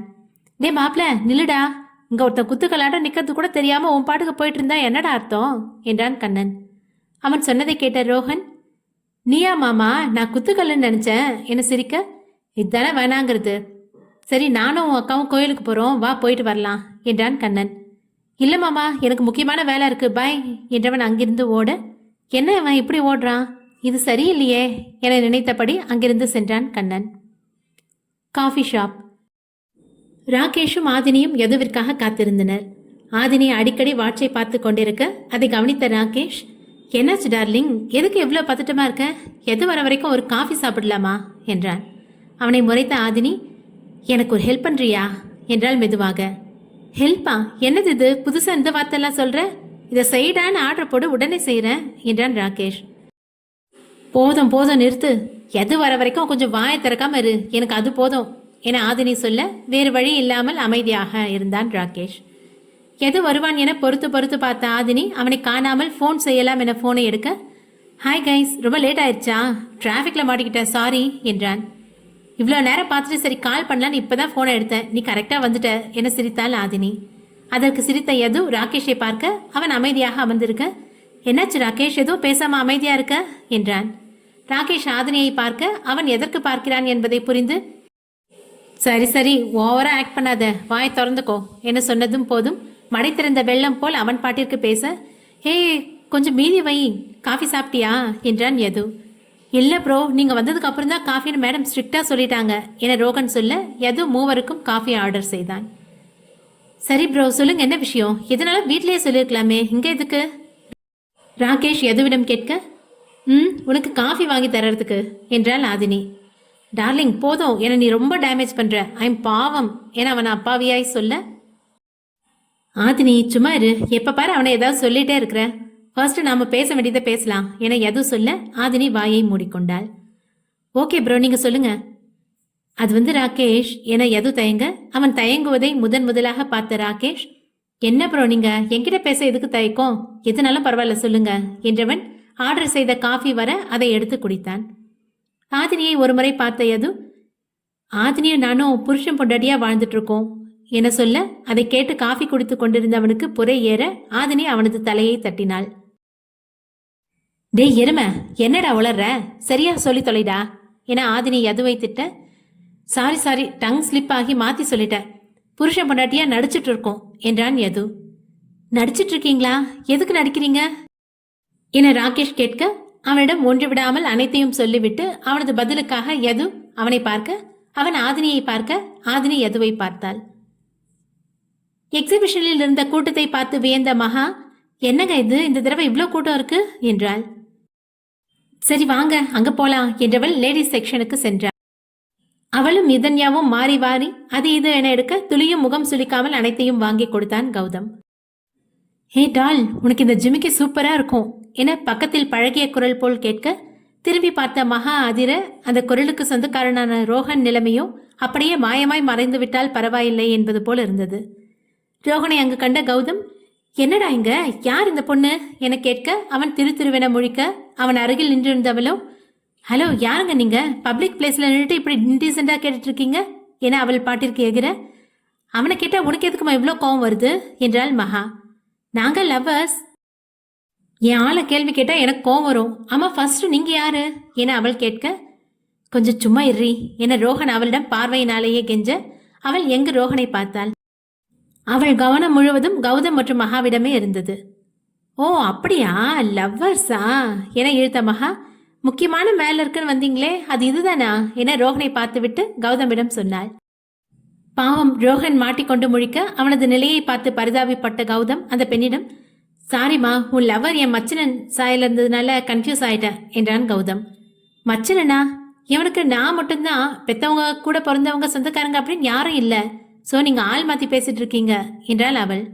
அவள் சொன்னதை கேட்ட மகாவிற்கு கோபம் வர அவளை திட்ட போனவளை கைப்பிடித்து தடுத்த கௌதம், கரெக்டா, நாங்க தான் தப்பா புரிஞ்சுக்கிட்டோம், பை த பை உன் நேம் என்னம்மா என்றான். ஆஷா என அவள் சொல்ல, okay miss Asha, sorry for the disturbance என்றவன் மகாவையும் இதன்யாவையும் அங்கிருந்து அழைத்து செல்ல அப்பொழுதுதான் ரோகனால் மூச்சு விட முடிந்தது. எப்பா சாமி, எப்படியோ தப்பிச்சிட்டோம் என ரோஹன் மனதில் நினைக்க, மாப்பிள என யாரோ தோளில் கை வைக்க திரும்பிய ரோஹன் அங்கு கண்ணன் நின்று கொண்டிருப்பதை பார்த்து அதிர்ந்தான். இங்க என்ன மாப்பிள பண்ற? கோயிலுக்கு வரியான்னு கூப்பிட்டப்ப ஏதோ முக்கியமான வேலை இருக்குன்னு சொல்ல, இதான் அந்த முக்கியமான வேலையா என்றான் கண்ணன். யோ மாமா, நீ கோயிலுக்கு தானே போறேன்னு சொன்ன, இங்க என்ன வேலை உனக்கு என மனதில் நினைக்க, கண்ணனை பார்த்தவள், ஹலோ யாருங்க நீங்க, மாப்பிள அது இதுன்னு சொல்லிட்டு இருக்கீங்க என எகிற கண்ணன் ரோஹனை பார்த்தான். ரோஹன் பார்வையிலேயே கெஞ்ச அதை புரிந்து கொண்ட கண்ணன், சாரிம்மா, இவரை என் மாப்பிள்ளன்னு நினச்சிட்டேன் என்றான். சே, இன்னைக்கு யார் மூஞ்சில முழிச்சனும், நாளே சரியில்லை, ஆளாளுக்கு வந்து டிஸ்டர்ப் பண்ணிட்டே இருக்காங்க என முணுமுணுத்தாள் ஆஷா. கண்ணன் ஏதோ சொல்ல வந்த கார்த்திகாவை பேச விடாமல் அங்கிருந்து அழைத்து சென்றான்.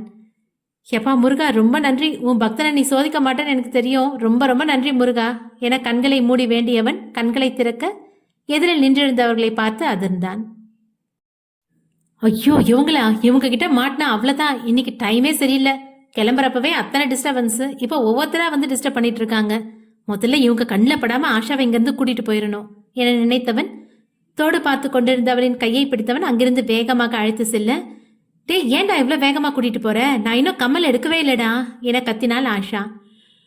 இன்னும் கொஞ்ச நேரம் இருந்தால் மாட்டிருப்பேன் என்றான் மூச்சு வாங்க. என்னது மாட்டிருப்பியா, என்னடா சொல்ற என்றால் புரியாமல். இன்னும் கொஞ்ச நேரம் இருந்திருந்தா அங்கிருந்த எல்லா கம்மலையும் நானே உனக்கு போட்டிருப்பேன்னு சொல்ல வந்தேன். சரி போட்டிருக்க வேண்டியது தானே, அப்புறம் எதுக்கு இவ்வளோ வேகமாக கூட்டிட்டு வந்த என கேட்க, அவளிடம் என்ன சொல்லுவது என தெரியாமல் ரோகன் முழிக்க, ஏன் சார் அமைதியா இருக்கீங்க, அவங்க தான் கேட்குறாங்கல்ல, பதில் சொல்லுங்க என கைகளை கட்டிக்கொண்டு பாரதி கேட்க, அவளை யார் என்று தெரியாமல் ஆஷா ரோகனை பார்க்க அவன் தலை குனிந்தான். ரோகன் யார் இவங்க என்றாள் ஆஷா. ரோகன் பதில் சொல்லாமல் அமைதியாக இருக்க, சொல்லு ரோகன், ஏன் அமைதியா இருக்க என்றாள் பாரதி.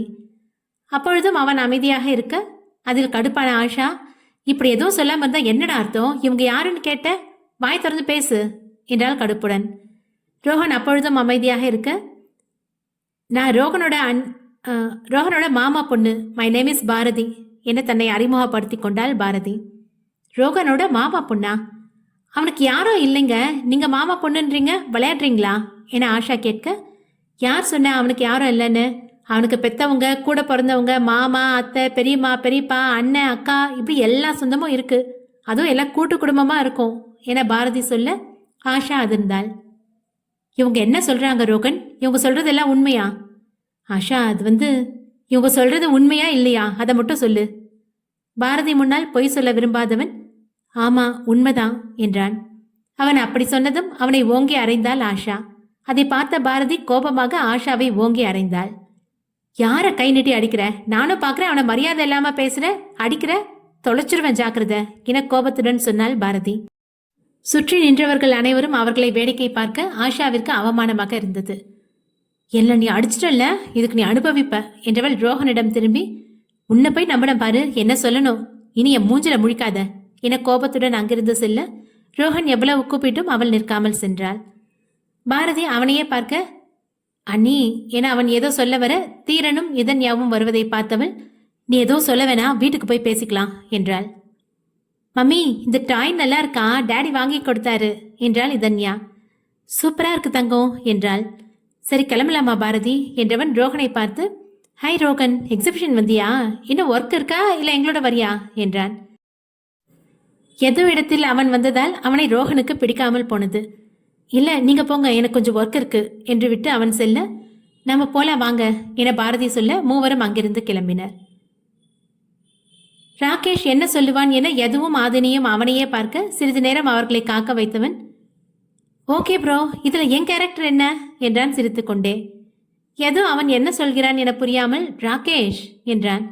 எனக்கு உங்களை பத்தியும் தெரியும், ஆதினியை பத்தியும் தெரியும் ப்ரோ, ஆதினி எது செஞ்சாலும் அதுல ஒரு நல்லது இருக்கும், அந்த நம்பிக்கை எனக்கு இருக்கு, நானும் உங்களுக்கு சப்போர்ட்டா இருப்பேன் என சொல்ல எது எழுந்து சென்று அவனை அணைத்து கொண்டான்.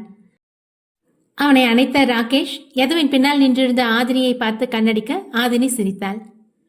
ரொம்ப தேங்க்ஸ் ராகேஷ், நீ எங்க தப்பா நினைச்சிருவியோன்னு பயந்துட்டே இருந்தோம், ரொம்ப தேங்க்ஸ் என்றான் யது. என்ன ப்ரோ நீங்க, நான் சும்மா வாய் வார்த்தையா மட்டும் உங்களை ப்ரோன்னு சொல்லல, உங்களை நான் என் அண்ணாவை தான் நினைக்கிறேன், தேங்க்ஸ் சொல்லி என்ன தனியாக்காதீங்க என்றான் ராகேஷ்.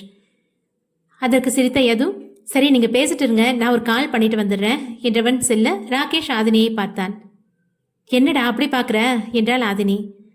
நான் உனக்கு கேட்டா நீ தப்பா நினைக்க மாட்டியே என்றான் ஒரு மாதிரியான குரலில்.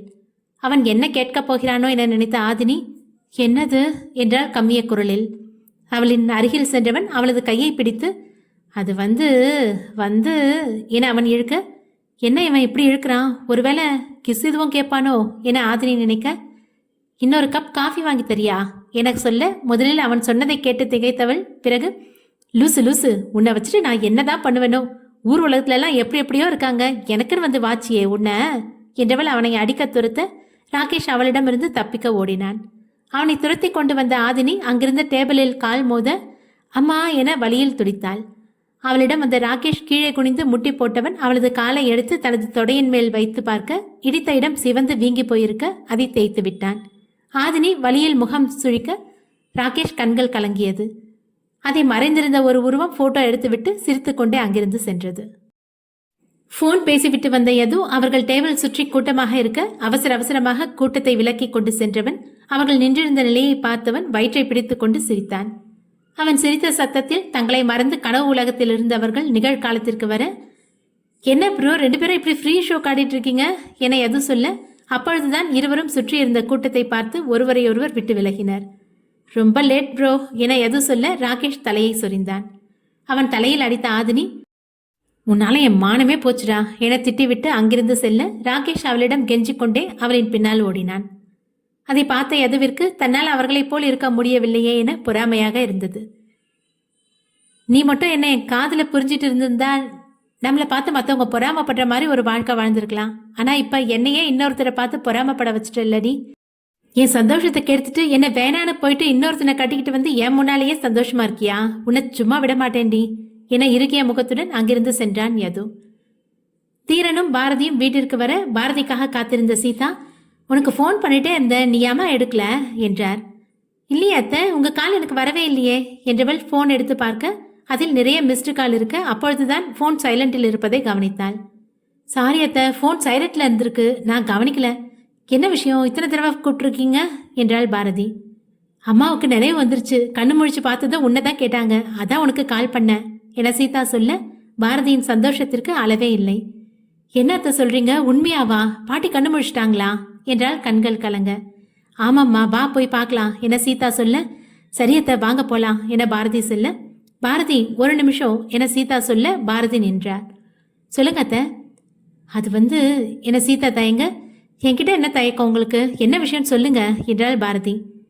நீயும் எதுவும் இன்னும் புருஷன் பொண்டாட்டின்னு தான் அம்மா நினைச்சிட்டு இருக்காங்க, அவங்களுக்கு உங்க 2வது கல்யாண விஷயம் தெரியாது, அதனால என சீதா நிறுத்த அவர் என்ன சொல்ல நினைக்கிறார் என புரிந்து கொண்ட பாரதி, நீங்க என்ன சொல்ல வரீங்கன்னு எனக்கு புரியுதத்த, வாங்க போலாம் என பாரதி வேதநாயகி அறைக்கு செல்ல சீதா அவரின் பின்னால் சென்றார். பாரதியை கண்டதும் வேதநாயகி எழுந்து அமர முயற்சிக்க பாரதி அவரை மெதுவாக உட்கார வைத்தாள். பாரதி என அவளின் கையை பிடித்து கொண்டு வேதநாயகி கண்ணீர் சிந்த கம்பீரமாக இருந்தவரை இந்த நிலையில் பார்க்க பாரதிக்கு கஷ்டமாக இருந்தது. பாட்டி என்றவள் வேதநாயகியின் கையை பிடித்து கொண்டு அழுதாள். அழாதம்மா, நீ அழுதா பாட்டி இன்னும் அழுவாங்க, நீ தானே அவங்களுக்கு தைரியம் சொல்லணும், அதை விட்டுட்டு நீயே அழுதுட்டு இருந்தா எப்படிமா என்றார் சீதா. உடனே கண்களை துடைத்து கொண்ட பாரதி, பாட்டி அழாதீங்க, அதான் நான் வந்துட்டேன்ல, இனி உங்களை நான் கவனிச்சுக்கிறேன், உங்களை பழைய மாதிரி கொண்டு வரது என் பொறுப்பு என்றவள் சீதாவிடம் திரும்பி, அத்தை இந்த நர்ஸ் எல்லாம் வேணா அனுப்பிடுங்க, பாட்டி கூட இருந்து அவங்கள நான் பார்த்துக்கிறேன் என்றாள். அது இல்லம்மா, டாக்டர் தான் நர்ஸு கூட இருக்கட்டும்னு சொன்னாங்க. பாட்டிக்கு உடம்புல எந்த நோயும் இல்லை அத்தை, மனசு தான் பாதிக்கப்பட்டிருக்கு. உடம்புக்கு தான் டாக்டர் நர்ஸ் எல்லாம் தேவை, மனசுக்கு நாம தான் தேவை. நீங்க அவங்கள அனுப்புங்க, பாட்டியை நான் பழைய மாதிரி கம்பீரமா நான் மாத்தி காட்டுறேன் என்றாள் பாரதி. ரொம்ப சந்தோஷம்மா, நீ சொல்றதும் சரிதான், நீயும் எதுவும் வீட்டை விட்டு போயிட்டீங்கன்னு தான் அம்மா கவலைப்பட்டு இப்படி ஆயிட்டாங்க, அதான் 2 பேரும் வந்துட்டீங்கல்ல, இனி சரியாயிடுவாங்க, எனக்கு நம்பிக்கை இருக்கு என்றார் சீதா. சரிங்கத்த, பாட்டிக்கு சாப்பிட ஏதாவது கொண்டு வரீங்களா? அம்மா சாப்பாடெல்லாம் சாப்பிட்றதில்ல, கஞ்சி தான் குடிப்பாங்க, அதுவும் அவங்களா குடிக்கணும்னு நினைச்சா மட்டும்தான் என்றார் வருத்தத்துடன். அதான் இப்படி இருக்காங்க, நீங்க போய் சாப்பாடு சூடா போட்டுட்டு வாங்க, பாட்டிக்கு நான் ஊட்டி விடுறேன் என்றாள் வேதநாயகியிடம் திரும்பி. என்ன பாட்டி, நான் ஊட்டி விட்டா சாப்பிடுவீங்க தானே என கேட்க வேதநாயகி கண்ணீருடன் தலையசைத்தார். ஹாலில் அமர்ந்து டிவி பார்த்து கொண்டிருந்தான் தீரன். ராகேஷும் ஆதினியும் உள்ளே வந்தவர்கள் தீரனிற்கு எதிராக சோஃபாவில் போய் அமர்ந்தனர். கையில் ட்ரேயுடன் அங்க வந்த சுபத்ரா, இந்தாங்க வெயிலில் போயிட்டு வந்திருக்கீங்க, ஜில்லுன்னு மோர் எடுத்துக்கோங்க என்றார். தேங்க்ஸ் ஆண்டி, செம வெயில் என்று சொல்லிக்கொண்டே ராகேஷ் மோர் கிளாஸ் எடுக்க ஆதினியும் எடுத்தாள். ஆண்டி என தீரன் சுபத்ராவை கூப்பிட்டான். என்னப்பா சொல்லு, நீயும் மோர் குடிக்கிறியா? கொண்டு வரட்டுமா என்றார் சுபத்ரா. இல்ல ஆண்டி, எனக்கு வேணாம். அவங்களுக்கு எதுக்கு ஆண்டி மோர் கொடுக்குறீங்க? ஏன், என்னாச்சுப்பா என்றார் சுபத்ரா புரியாமல். அவங்க இப்பதான் சூடா காஃபி குடிச்சிட்டு வராங்க, அவங்களுக்கு எதுக்கு மோர் கொடுக்குறீங்கன்னு கேட்டேன் என தீரன் சொல்ல, மோர் குடித்து கொண்டிருந்த இருவருக்கும் பொறையேறியது. இவனுக்கு எப்படி தெரியும்? ஒருவேளை நாங்க பேசினதெல்லாம் கேட்டிருப்பானா? அப்படி மட்டும் கேட்டிருந்தா என மனதில் நினைத்த ஆதினி தீரனை பார்க்க, அவனது பார்வை அவளின் மேல் நிலைத்திருக்க ஆதினிக்கு உதறல் எடுத்தது. இந்த தொடர் நாளையோட முடிவுக்கு வருது. ஒரு சின்ன ரெக்வஸ்ட், நம்ம சேனலில் சப்ஸ்கிரைப் பண்ணி கதை கேட்குறவங்கள விட சப்ஸ்கிரைப் பண்ணாமல் கதை கேட்குற ஆடியன்ஸ் தான் நிறைய பேர் இருக்கிறீங்க. அவங்கெல்லாம் கொஞ்சம் பால் மாறாமல் அந்த சப்ஸ்கிரைப் பட்டனை தட்டி விட்டுடுங்க என்ன.